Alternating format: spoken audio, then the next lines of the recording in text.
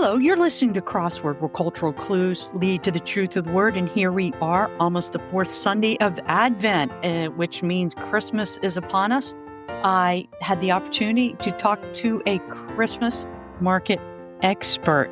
So if you ever want to know about the German Christmas markets, I hope you listen to this recording. And also, you can find an article I wrote about the Christmas markets in the Catholic Thing, and excellent intellectual online newspaper.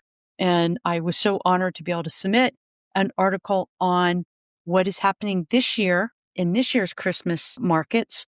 And I believe that was last Friday. So you can go on the Catholic Thing and find my article. I will also put a link in the show notes. And I hope you guys are having a very merry Advent, to have a great Christmas and a happy New Year. And to find out more about me, go to bookclues.com. Thanks, guys. God bless.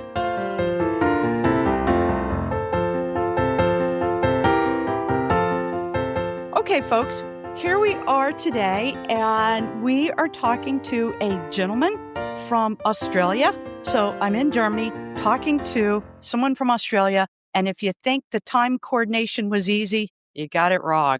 Anyway, today we're talking to Dr. Dirk Spennemann.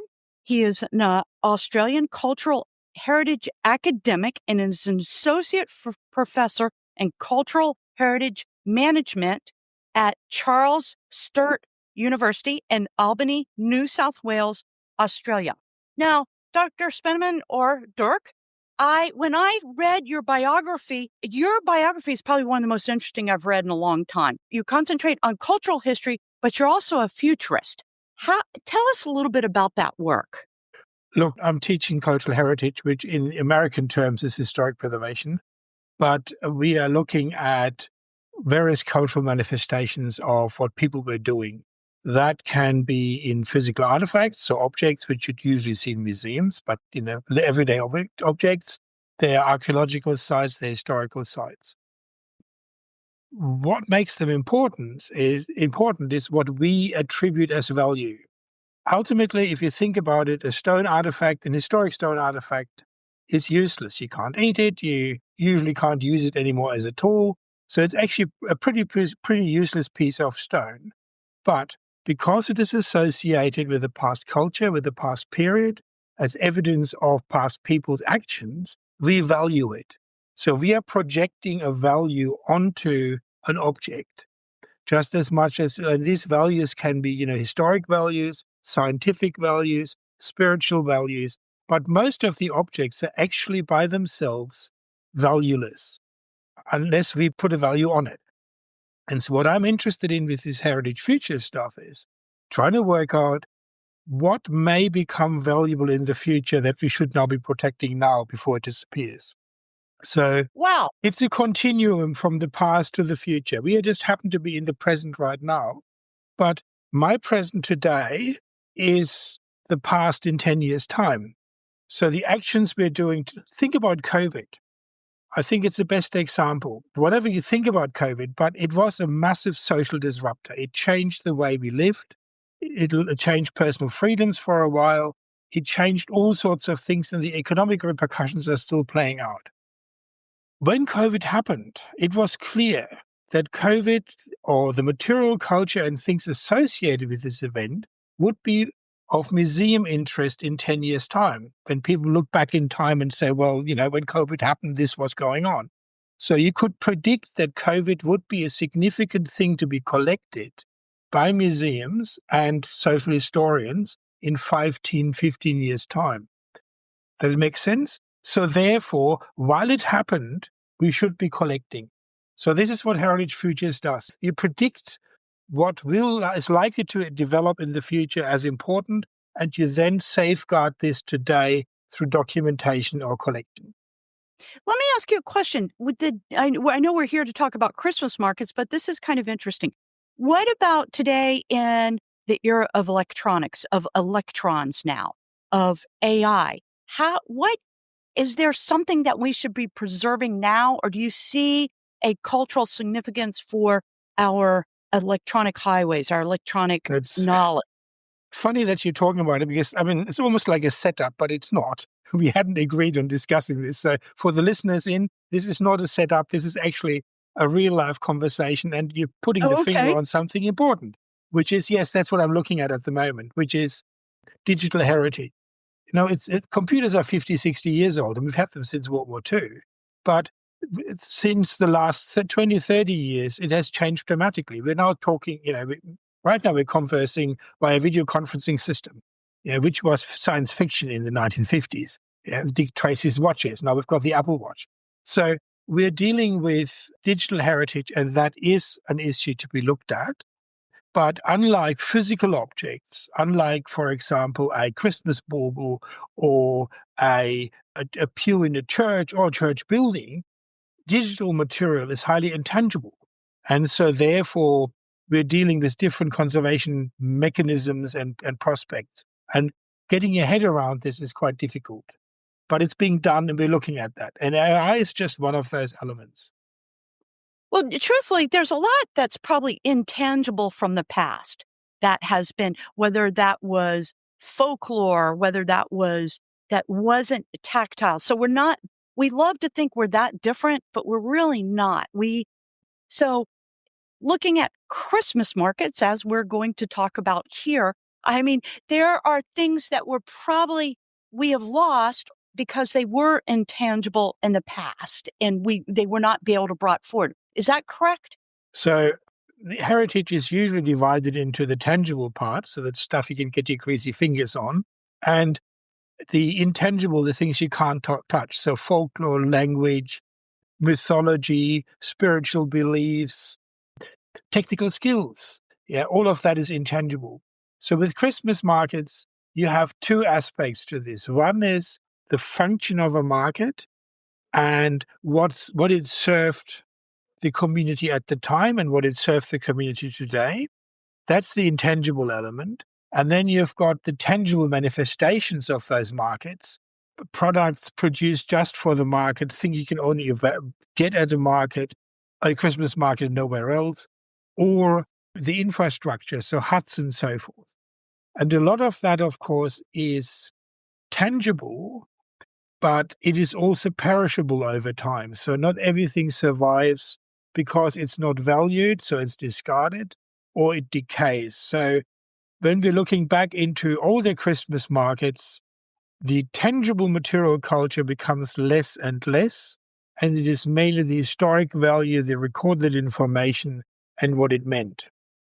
Very interesting. Really interesting. Okay. If I may add to something, so in a current market, for example, if you were to go to a Christmas market throughout Europe or Germany, or they're very common in Germany, but they also exist in other parts of Europe, you will see a lot of lights. You will have smells. You will have the feeling of the cold.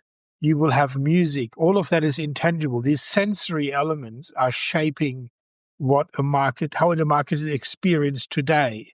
That does not mean that the market was experienced the same way 20, 30, 50, 100 years ago. Does that Very make interesting. sense?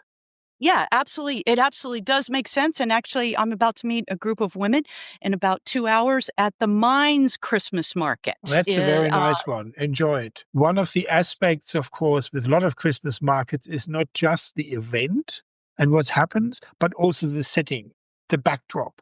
Yeah, and most of those markets were in marketplaces. So if you're talking about mines, it's the Gutenbergplatz.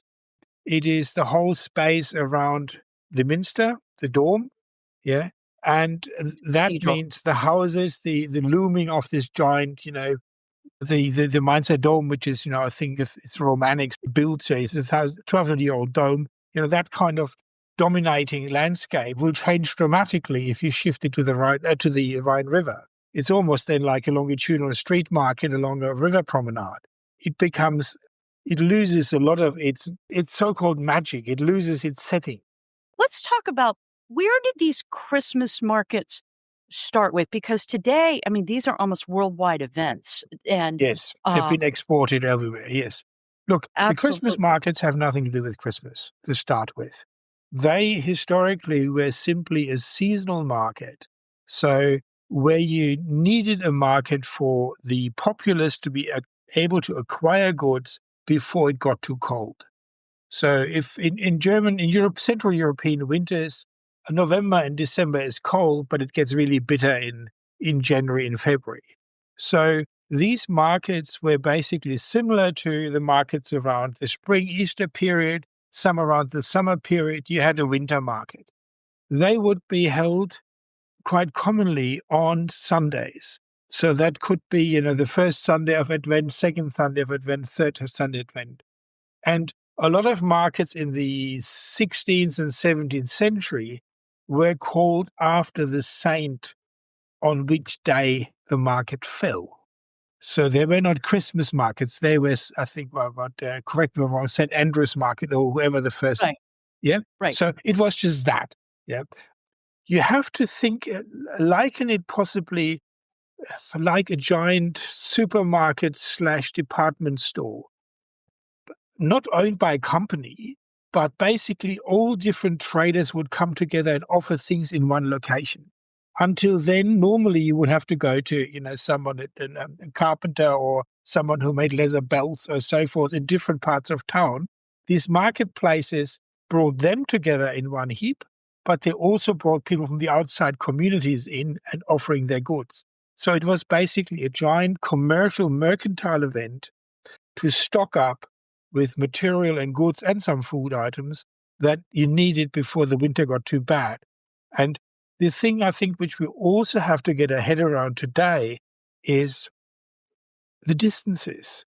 Most traditional markets had a catchment within the day's walk or 2 days walk at most. Yeah. So today this is half an hour in a car. Yeah, we don't even think about that. But in the past, it meant if you wanted to have something as a market for the outlying community, they would go to market for a day and do shopping. And then they go back. And in winter, the roads became impassable. It was winter, it was cold, it was snowy. If you didn't have to travel, you didn't. Yeah. None of these air-conditioned cars. So the upshot was you dealt with very big hardships and harsh environments.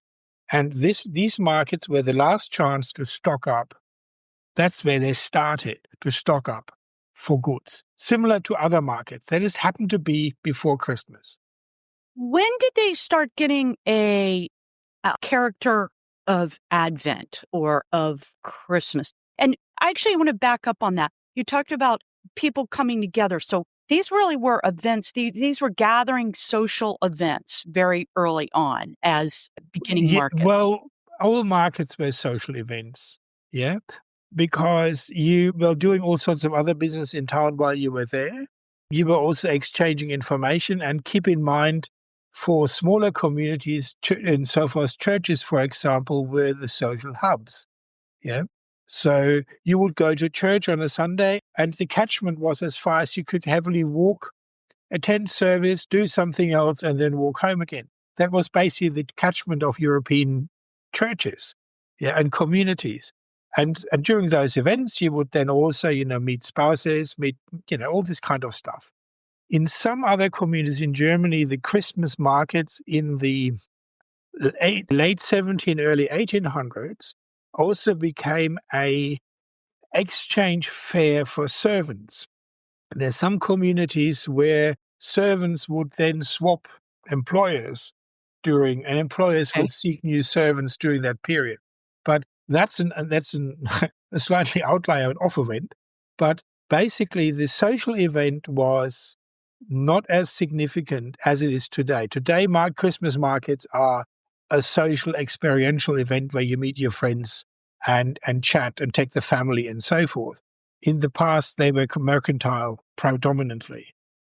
Okay. Yeah, they actually are big social events. I'm going to a big social event this morning with Mines, meeting a bunch of Catholic women friends there.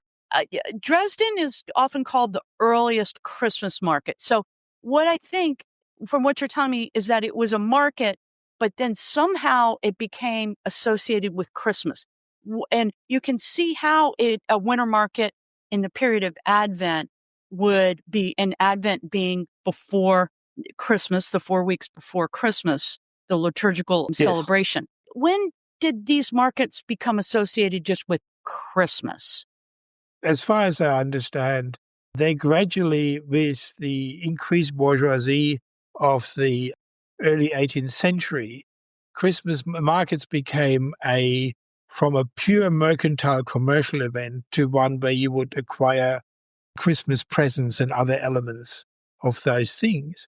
But as far as I'm aware, none of these markets had ever while today every single Christmas market has a nativity scene, they were not in any way associated with Christmas as a religious event. Certainly in the 19th century, so the early 1800s and onwards, a lot of merchants used the Christmas markets to sell goods for the Christmas season rather than general things. So that would be servicing the Christmas present needs of the community, line their own pockets by increasing revenue and increasing sales, essentially. But throughout history, there has not been any real, as far as I can tell, spiritual association of the Christmas market with Christmas as an event. While the various churches have tried to, especially in the last 20, 30 years, have to try and make that connection stronger, there has been a festival, an event that occurred in the run-up to Christmas and has a Christmas flavor due to the gifts and then the ornaments which were then generated and so forth. But it does not have any spiritual connection, if that makes sense. Very interesting. Okay, that does make sense. But so Dresden Market, I think it was 1453, I just read. Yeah. So, and they call that the oldest Christmas market. So it's really kind of the oldest chamber continuing going. Bautzen is also old. There are a few other old ones, but they call it the oldest going one. Yes. It really wasn't a Christmas market. It was just a market, a winter market. And at some point, a Chamber of Commerce came in and called it a Christmas market and was able to kind of market it like that. I wouldn't use the Chamber of Commerce terms, but it became a commercial event. And then in the late 19th century, so 1870s and so forth, when the department stores became big, 1860s onwards, big department stores, they actually, in some major towns, tried to push the Christmas markets out of existence simply because they competed with the Christmas sales. Yeah, the sales here, the gift sales, so to speak. The Christmas markets were seen as a competition. So in Berlin, for example, the Christmas market was moved from its main location into the side streets and to the periphery by the commercial power of the department stores, which then also shows you if this had a religious Christianity affiliation, that could have never happened, if that makes sense. You can't kick that out. And then in the late 19th century, early 20th century, before World War I, a lot of Christmas markets withered at the vine. They basically became commercially irrelevant. They were, in some towns, of course, they continued, but in many other towns, they just became to disappear. And they have a little bit of a dark history because it was really, from what I understand, it was really Nazis that kind of brought it back to the forefront to try to celebrate it as a part of German culture. Is that correct? Yes. A lot of Christmas markets like Dresden and others kept on going, yeah. But in other towns, they largely disappeared. And then in 1934, the Nazis in Berlin decided that the Christmas market would be a great winter festival. And it started off actually in 1933 with Nuremberg, where, the mayor of Nuremberg considered the Christmas market as a German tradition and used it to rejuvenate what was deemed to be a truly German tradition in winter. And he created the angel reciting and so forth. And he also generated a rather uniform appearance of the stalls and created the light shows, which we would call them today, very lit streets and of the market and so forth. And that then was picked up by Berlin in 1934 and turned into a massive event, highly organized, choosing who can't exhibit. But we also have to think about it. It had the character almost like a normal fair because they were carousels, there were go-kart tracks on wooden tracks, there was a roller coaster equivalent, yeah? So stuff which you normally see on a normal fairground also appeared there. So it was turned into a giant fair with a Christmas covering. It grew and grew, and it was, keep in mind 1933 then 34, the country came out of the Depression, but it's still in the Depression, but they started coming out of it. There is a need for the populace to have something exciting. Winter is miserable in Germany, let's face it. Yeah. So in many respects, and in the 30s, it certainly was even more miserable than today, given the heating and building conditions and so forth. So having this kind of event was something to look forward to, and it was taken up enthusiastically. And other than communities ran with it. The Nazis used it, of course, as a expression of German nationalism and so forth, but it became an experiential event. But ultimately, it was a Christmas fair, if you want to call it that way, rather than a market. So there was stuff to be sold. There was heavy gastronomy, which was there in small amounts in the 8th, 19th century.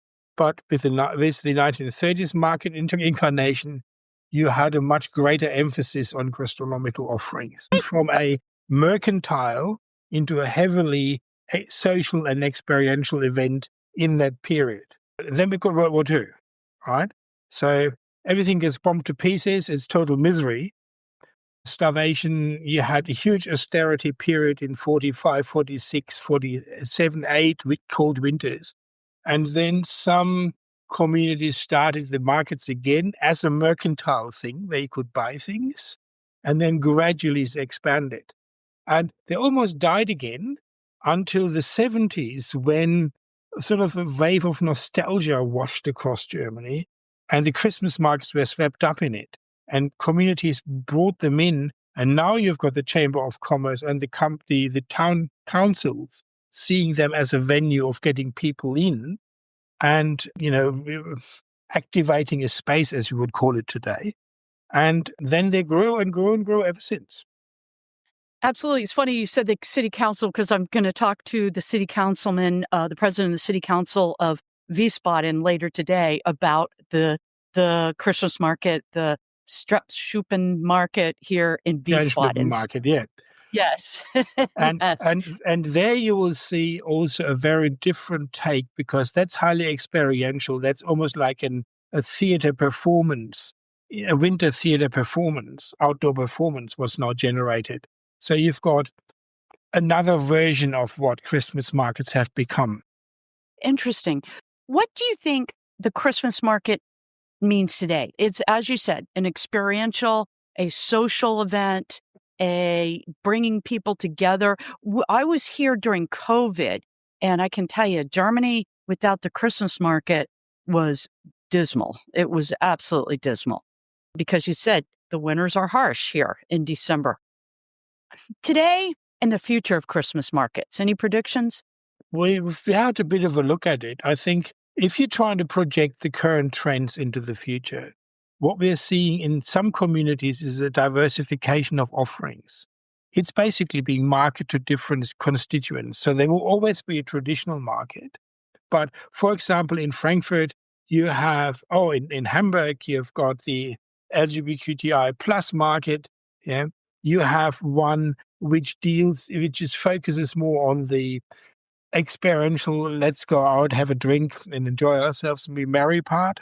You've got one which is more traditional with a bit of selling of traditional items and so forth. But if you walk around the Frankfurt market in particular, for example, you will see a lot of goods being sold. They are normal goods. So they're selling brooms and brushes and this kind of stuff. And you think, seriously? But that's what the market was about, and it's still there. Yeah. Where the markets will go, I think the trend to experiential will continue. There seems to be a major trend by communities to build mini attractions in the market.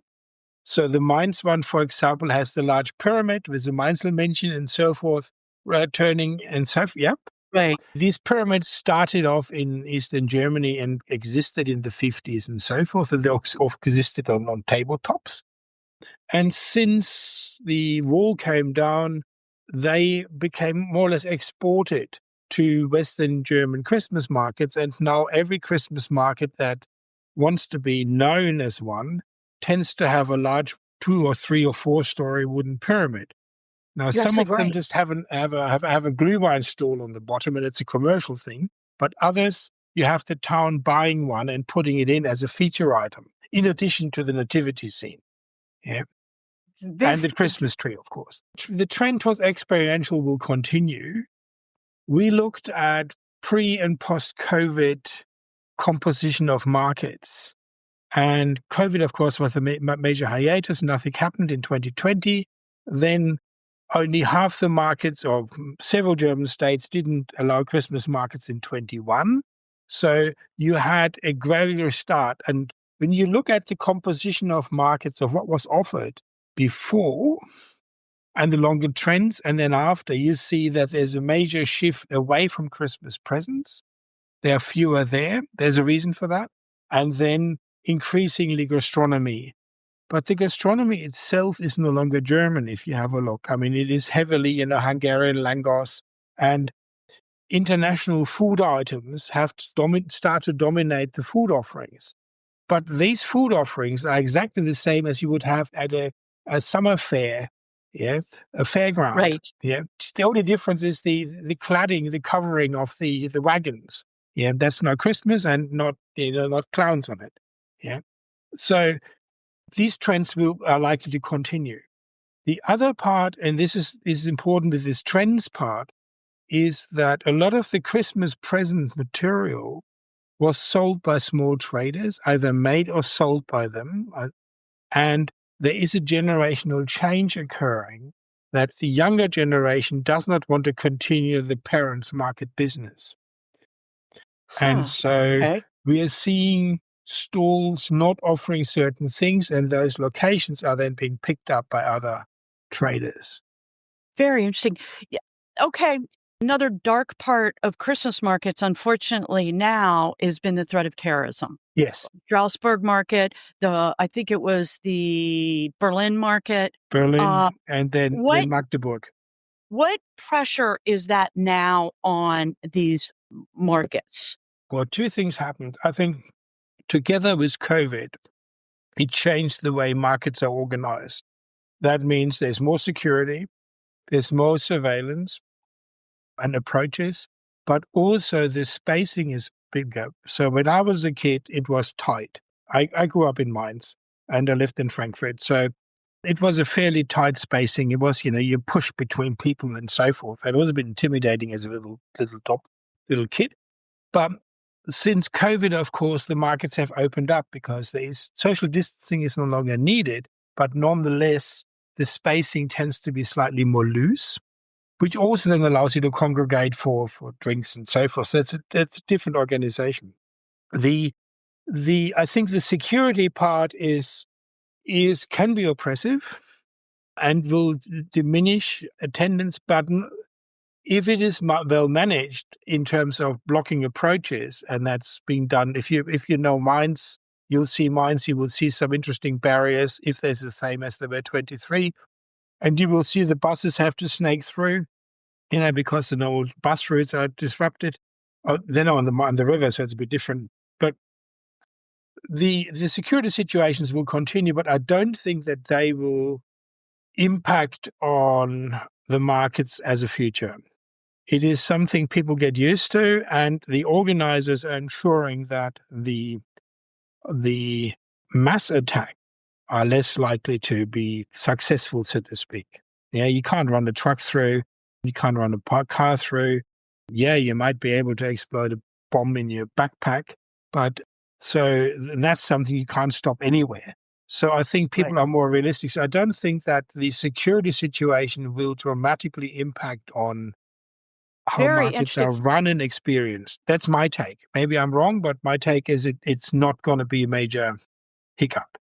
Well, it's funny. So in Germany during the summer gatherings this year, since COVID fests, these markets, they just keep growing and growing and growing.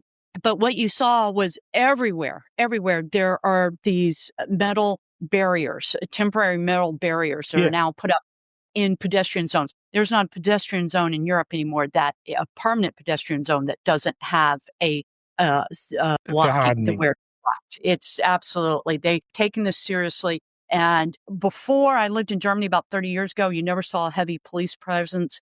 You see a heavy on the street, cops walking, police presence everywhere. And the markets seem more crowded than ever. So I think you're absolutely right. I think people are not afraid of this. They're not backing down from attending these markets. And you know what I have seen now? I mean, there are so many now 2-day markets where churches have 2-day market. I mean, everybody is getting in Yes. on market business, right? I mean, keep in mind that in the very beginning, the markets were weekend market. Yeah. Right. But yes, so look, I think when you look at the bigger trends and I put them together statistically, you can see that from the 2000s onwards, lots of small communities, so what we would call suburbs, yeah, would have a weekend Christmas market for one weekend. And then you have organizations running their own Christmas market. So the church congregation will run one, the fire service will have one, and so forth. They are basically small community fundraiser events, which are now labeled Christmas markets. They are not going to they will attract the local diehards who, you know, live there and part of that community. They will go and support the church. They will, do that. The bigger markets are those which will attract a cross-section of the town's community, but also there are, of course, tourists who are traveling from market to experience multiple markets. And we're talking domestic German tourists plus international ones. Yeah. And there's always these sort of stories of the 10 best markets and whatever. And it's some travel writer cooking up whatever they think is, desirable. I've done a bit of analysis, but there's more to come. There's no clear pattern what is, except for Dresden and Nuremberg. That they tend to be always, and the rest seems to be the rationale is not always clear. Put it that way. But the markets that have a historic setting, so the ambiance of that space, they will always attract large crowds. Yeah, but then the organizers themselves now feel that they have to add. So I mentioned the pyramids, but the lights are important now as well. Clearly, they always have been. Yeah, but with the advent of LEDs, which are cheap, energy-wise, yeah. Right. If you look at Mainz, you've got now a star-studded from the Hohensäule. You've got this whole radiating lines of lights, yeah, festoon lights. That is a concept they designed to improve the setting, and underneath that space is actually a social space where people congregate and drink Glühwein. When we talk about futures, the alcohol consumption has been fairly high. So a common thing for Germany is to have Glühwein, which is, mulled wine. Yeah. Right. And there is a whole push to have either to distinguish themselves from the cheap one, to have the vineyard specific ones and so forth. And in Right. Frankfurt, Apfelwein, hot cider, which is a Frankfurt drink. Yeah. And then you get hot beer somewhere. But so the interesting part is that the most recent generations are becoming more abstinent when it comes to alcohol consumption. Yeah. There is a decline in the current youth in heavy drinking. How that will pan out when they're adults, we don't know. There is a chain connection that as a parent, you remember what the Christmas markets were like when you were a kid and how you experienced them. And I think if your listeners out there and the Christmas market is not totally crowded, what I invite you to do is to go down on your knees in one of those lines of stalls and Right. just see how the visual appearance of those lit stalls selling baubles and selling goods or selling, Lebkuchen or whatever they're selling, changes depending on your body height. And as a kid, you are overwhelmed. As an adult, there is the black sky on top and you see this horizontal. As a kid, you're overwhelmed by those lights sort of coming over you. So the childhood memories are those which are forming your perception of a market. And as an adult, you want to remember those great times, and you want to make sure that your kids have the same experience. Now, the That markets aren't the same, but nonetheless, you're perpetuating this myth, this imagery of a market.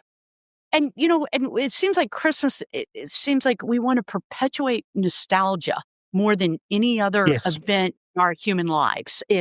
We want to remember the good old days of Christmas.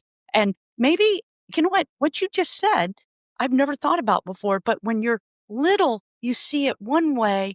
When you're a big adult woman or a big adult man, you see Christmas another way. But we're always trying to get back to when we're that little, when we see the because lower these are break. the formative experiences, yes. I've done a study which I haven't written up yet, where I've photographed various Christmas markets at different heights. I've set up the camera at the height of a 6-year-old, a 9-year-old, a 12-year-old, a 15-year-old, and an adult. The proportion of lights in relation to the height and so forth is totally different. So I really suggest go on your knees for a moment, or down on one knee is enough, and you'll see how different it is. Keep in mind, as a foreigner, you experience the Christmas markets usually as an adult.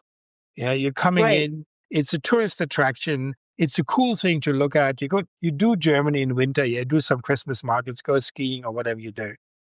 As a kid, you grow up there. This is what you're. This is, it's a miserable month. In Christmas, you can't. In winter, you can't really play outside. You can, but it's not nice. And then you have this. You also, as a kid, you usually have to be at home when it gets dark because you're not allowed to run around wild when it's dark. And then you go to Christmas markets, which is Lid, which has all those smells, the sweets, gebrannte Mandeln, which is the roasted almonds, yeah, the Lebkuchen, which is gingerbread. You've got all of this kind of stuff. You've got the lights, you've got the music, and you're out at night. Yeah. So for kids' experience, this is magic. And as an adult, you remember that. And because the Christmas market isn't all year round, it is confined to this specific time period. Right. It is something you look forward to. Well, this was so cool. My kids now 5 or 4, they got to see this, right? So out there being dragged out with the little beanies, and it's cold and they're shivering, and then they're exposed to whatever the adult thinks was market, and shapes the next generation's opinion. Yeah.